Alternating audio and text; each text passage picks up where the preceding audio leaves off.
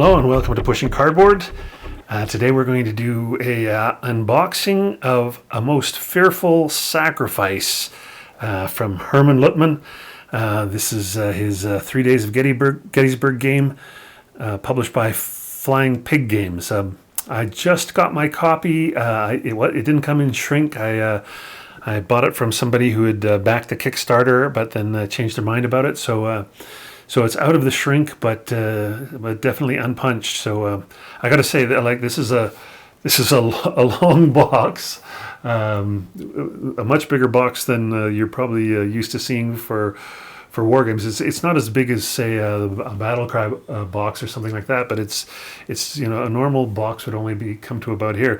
It's also significantly heavy. This is like 15 pounds or something. This is a heavy box. Yes. I guess I'll just have a look at the back, see if we can see any of that. It's playing time 1 hour to 3 days, and I think that probably gives you an idea of what there's a lot of scenarios in here, from what I understand. But the 3 days is if you're gonna try and play all 3 days of Gettysburg, I'm sure. This game, as I understand it, is sort of based on Hermann's blind sword system, but he's tweaked it for a slightly different scale. I think they're calling it instead of blind swords, it's called the Black Swan system or something like that. But it's going to have a lot in common with the games he's already done on the American Civil War. That are the blind sword system. Okay, well, let's see what we have here. We have a rule book, full color glossy rule book.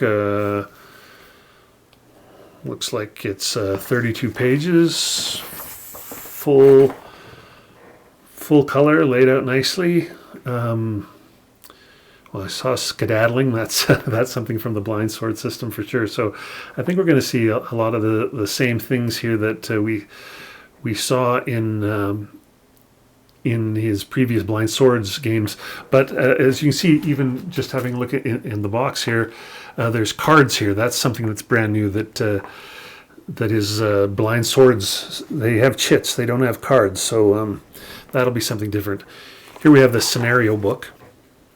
That's actually a pretty beefy book as well. That's 32 pages as well. 13 scenarios, it looks like. Yeah, that's a lot. But that's another good looking full color glossy book. Here we have the command display for the Confederates. And it looks like it lays out something called priorities for the.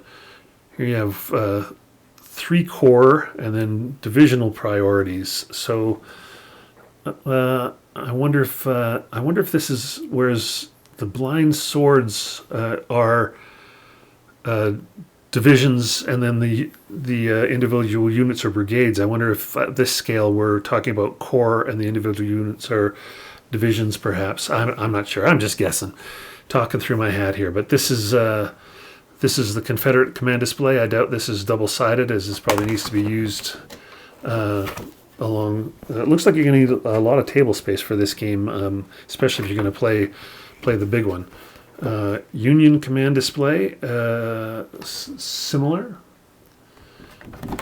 But then we have another Union command display. Maybe we have another Confederate one for all I know as well. Who knows?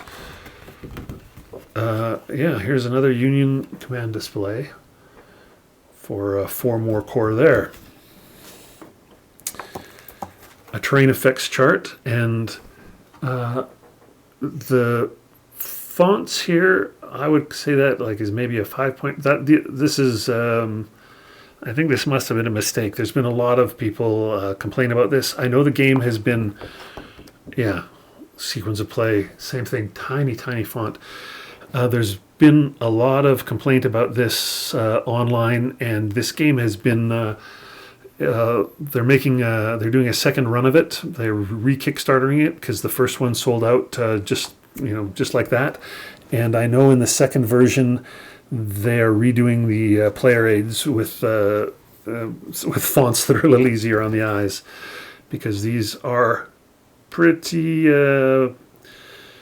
tiny all over the place. I know that if you go on Board Game Geek, you can find people have made homemade ones that are much easier to read. And even though I have the first edition, I might contact Flying Pig and see if I can just order the new player aids instead of the whole new game. I bet there's going to be a lot of people with the first edition that feel the same way. Here's a scenario setup guide for the. Well, we've got 8 different scenarios here, and orders of battle for both the Army of the Potomac and the Army of Northern Virginia, and then the turn track down here. Pre-rounded punchable counters, so you don't have to get your counter clippers out for this. And they're a little dark, but totally readable to my eye, at least on first look. There's the back side. Inadvertently punched one out. That's pretty easy to do, given how pre-punched they are. So that's part of the North. Here's another sheet of. See if I can give you a little even more close-up look. Hopefully it focuses there. Maybe there. Yeah, they're really good looking, and you can definitely see the numbers on the bottom, and that's the key thing, and the colors and the numbers on the top. So that's key. And those are like full 1-inch counters, it looks like. These are little half-inchers, and they are all markers, informational markers of different kinds of VP hexes, bivouacs, hasty fieldworks, things like that. Here we have some more units. It looks like this is nice. Instead of being in blue and gray, it's in blue and then butternut. Much easier to distinguish the Confederate units when they're not almost the same color as the Union units. Those look good. They're actually maybe even a little easier to read than the Union units. I'll make a mental note to play the South when I play this the first time. Yeah, wow, it's I know it must cost a little extra money, but boy, these pre-rounded, pre-punched counters they're just such a joy whenever a game uses these. All right, here's looks like one of the decks of cards has come open. Kind of got a linen finish on the back. Yeah, linen finish on the front.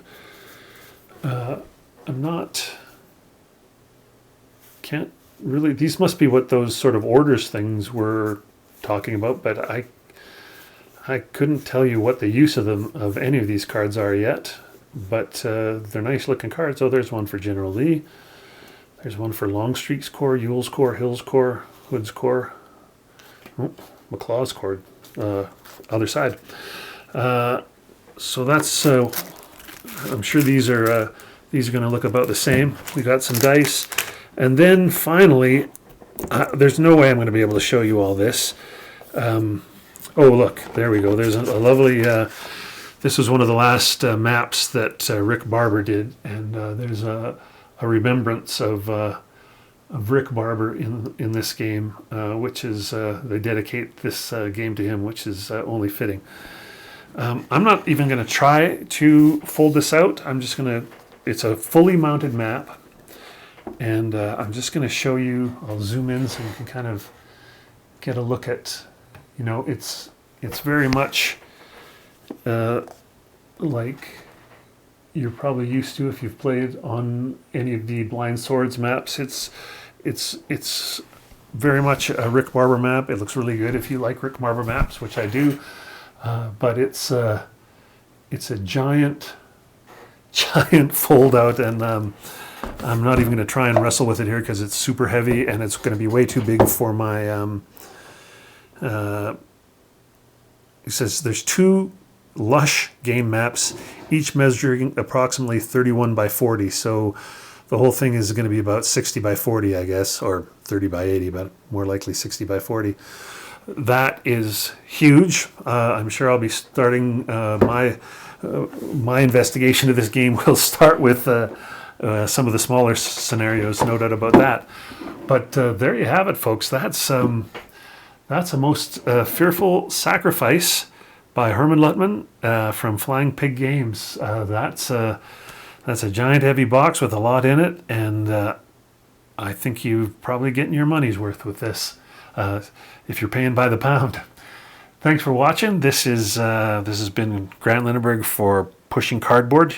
You can find out more info about our podcast at pushingcardboard.com or check out our other videos on YouTube. Thanks again for listening.